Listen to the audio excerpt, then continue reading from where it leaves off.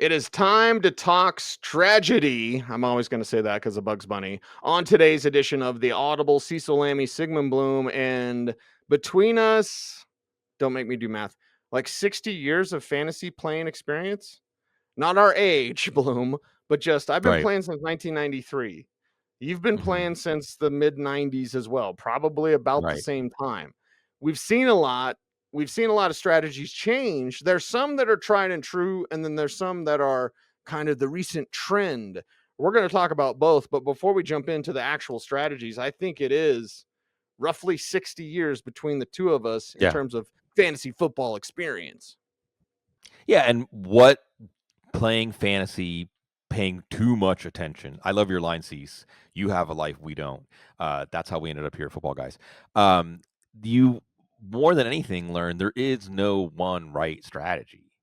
There is no one. There's not just one right answer. There are multiple right answers, and it's always you never step in the same river twice.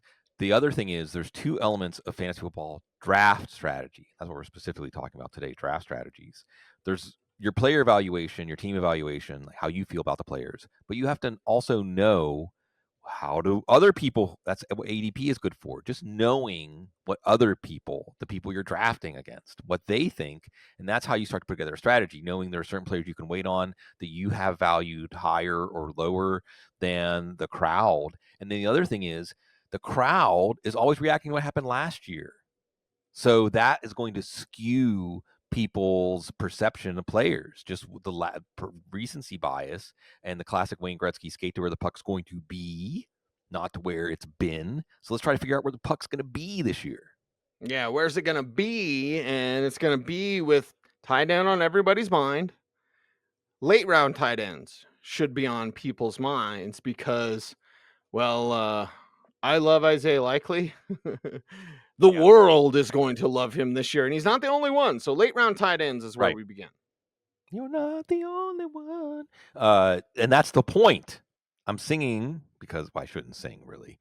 You're not here to listen to me sing, but I could sing songs of praise, and I think Isaiah Likey's my favorite too. Cease, but let's start with a player we talked about a few weeks ago, Dallas Goddard, right? So you might say I don't want an old man. Okay, we can go all the way to the other end of the spectrum, and these are all players outside of the top 10 or maybe tight end 10. Okay, you could take Colston Loveland, the rodeo cowboy, or Tyler Warren, who looks like a bull, mechanical bull they're trying to tackle out there. Oh, no, I don't want a rookie tight end because they're unproven. Well, that's fine. You can get some players that aren't old, they're on the rise. Isaiah Likely being one. And Cease, I really believe that you're going to see that Isaiah Likely is one of Lamar Jackson's favorite targets. I think he always has been. And as Isaiah Likely's coming into his own, I just think people are underestimating the player that he is. I think the Ravens know who he is. And I think you're going to see him take another step. And then Tucker Kraft.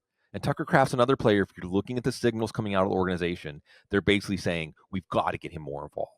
Now, much like the Ravens, you might say low pass volume, so many different targets. How's it going to work? Well, in both of these cases, you have guys that can make big plays. They're big play tight ends. Okay. Tucker Kraft's the best tight end in the NFL after the catch, period. If you think I'm lying, go back and watch him. And Tucker Kraft and Isaiah Likely have not hit their peaks yet. They haven't even finished the rookie contracts yet. Okay. They're still, remember, tight end is a position not quite to the extent of quarterback, but we see guys in their 30s. And that's why I'm going to say it's not the only answer. If you say, I'm going to take George Kittle in the third or fourth round, I'm not going to talk you out of that. Okay. There are other answers at tight end that could be the right answer. But with late round tight ends, multiple choice, Cease, you can take two of these guys for almost nothing. Like you're not taking them over running backs and wide receivers that you really, really want. You're taking them like in the 10th round of your draft or later, and you can take two of them. Just, one's got to hit, right?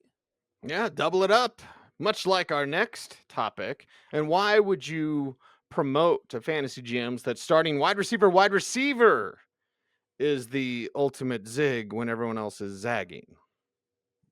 Well, this year we have so many wide receivers that are worth a first round pick that some of them are available in the second round. That's the cool thing. I think in this applies best in the late first round because in the late first round, you really might get Amon-Ra St. Brown and AJ Brown.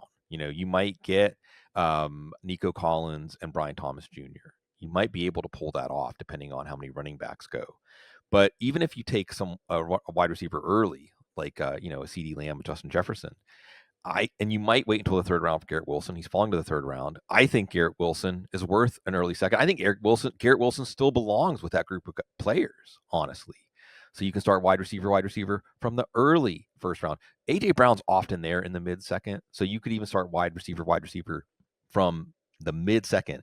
How does having AJ Brown as your wide receiver 2 sound? Yeah, I like that. Yeah, I like that a lot. This next section could have been the entire show because I will fight it within my DNA because I'm crazy when it comes to Harry Roseman because I love him, but also rookie running backs and wide receivers, running backs specifically. But you're suggesting and saying fade rookie running backs and wide receivers. I guess maybe it's that unknown. It's the mystery box. I do Right, love mystery boxes. So that sort of mystery box. What's in this month's box? Oh, it's a piece of crap. Oh my God, it's the number one player of all right. time.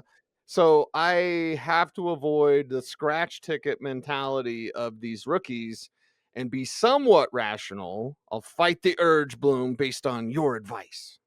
Well, and it's not 100%, okay? I mean, certainly don't fade Ashton Genty if he's sitting there like a pick number 10, 11.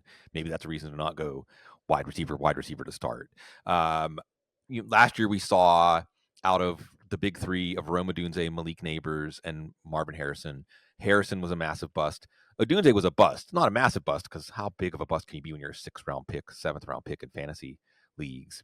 And Neighbors was a hit, could have maybe been a bigger hit, uh, but was still a hit. So there are going to be hits. But why I'm bringing this up is I think we're getting just a little bit ahead of ourselves on these rookies. So when you're taking Omarion Hampton over James Conner, I mean, we hope Omarion Hampton will be James Conner. How does that make sense? Or even taking Omarion Hampton over David Montgomery.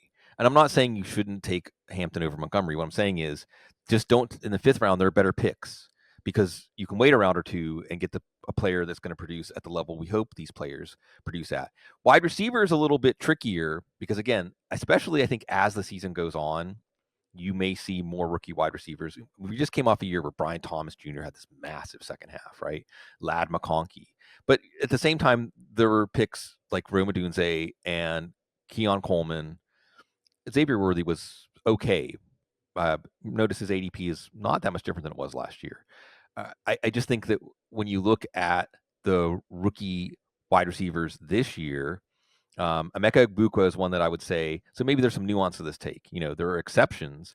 Emeka Egbuka, I'm okay with, but when I look at where Tedero McMillan's going, even Travis Hunter, honestly, I think again, Travis Hunter going ahead of Devontae Smith this year. If Travis Hunter produces at a Devontae Smith level, that's a massive success. That's a massive success. Tedero McMillan going ahead of, say, Jacoby Myers. And I know they're not one-to-one comparison type players, but I'm just saying there's reliability that we just don't know yet, especially as the Marvin Harrison Jr. situation should remind us. Number one, there's an adjustment to the NFL and the quality of corners. And number two, the coaches don't always get it right. The coaches don't always set up these rookies. Remember Quentin Johnston's rookie year? Okay. So I think there's more ways a rookie year can go wrong than go right when we're looking at it just in a redraft uh, window. But we have to watch training camp reports. We have to listen to the drumbeat. We have to see what teams are doing with these players, see if it makes sense, and be willing to adjust. But on the whole, we're too optimistic about these rookie wide receivers and running backs in year one. I'm going to use the F word. Sorry, Joe. It's fit. Sure. Always be on the lookout for fit because you said Quentin Johnston's rookie year. I'm like, that ruined him. That ruined him. Hey, you can do everything, right? Not just that one specific thing. You can, yeah. Again, we could have done the whole show on that lone topic. Now, the final strategy topic. Don't at me, bro. It's Bugs Bunny. It's in my DNA. Cheapest running back available Oh boy, this is a long one. This is like It when takes you a lot of name your words. band name too long. Cheapest Right. running I back love you, but you've available chosen darkness. on the team that or oh god. Let me get it right. Let me get it right. Cheapest running back available who's projected to lead his team in touches. Boom. Right, right. So this is an exercise you can do where you just take the running back that is projected to lead the team in touches, or sometimes we can say two running backs, and who are the cheapest of those players. And what happens here is when there's uncertainty in a backfield, it's often reflected in fantasy football ADP. So these are the last running backs to go off the board that are projected to lead their team in touches. So these are players like, for instance, um, Aaron Jones or Jordan Mason. I would argue Jordan Mason is probably going to lead that team in touches. Um, Jalen Warren. And notice that Caleb Johnson is going ahead of Jalen Warren. But I think if you're being honest and you're projecting the Steelers offense, Jalen Warren has more experience. Jalen Warren is in there on passing downs. Okay.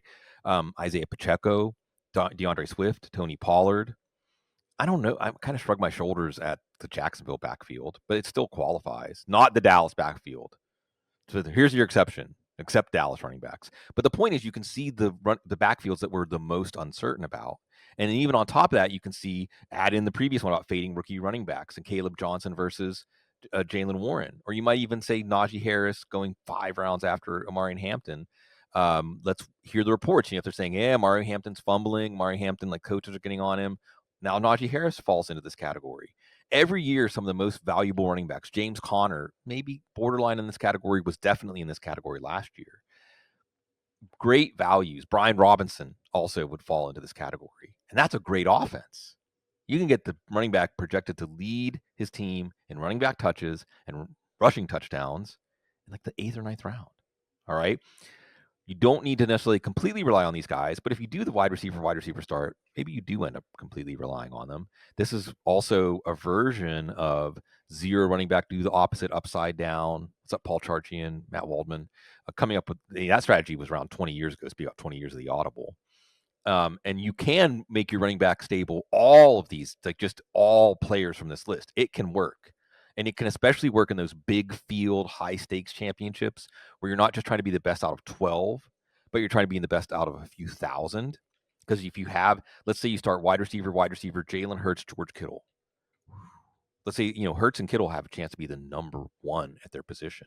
Kittle was number one at his position last year. And you hit on both of those wide receiver picks. And then you hit on these running backs, or at least they can hold the line for you, and you have the waiver wire churn going on. That's how you build a juggernaut. And those running backs, that uncertainty, buy the uncertainty and be ready to be agile. It can work. Be nimble. Be quick. And be awesome. Go forth and be awesome. It's 20 years of the Audible. We certainly appreciate everyone out there for listening to the show. And well, we've been on YouTube for quite some time as well. So thank you all for watching here. How do you help the show? You subscribe to footballguys.com. That's the ultimate tip. What's my tip for you? Subscribe to footballguys.com. Check us out. Oh boy, our training camp reports are going to blow you out of the water. Yeah. Every piece of information that you need to know from training camp, which begins next week. It'll be right there for you at footballguys.com. Make sure to subscribe to our website so you can get all the best information to dominate your fantasy leagues. And like this video, comment on the video as well and share it. Tell a friend. It's the Audible. It's footballguys.com, and it's Cecil Lammy and Sigmund Bloom. We are the Audible. Follow Sig on all the socials at Sigmund Bloom. I am at Cecil Lammy. The show is at the Audible, saying thanks. Stay tuned, and would you please, as always, stay frosty,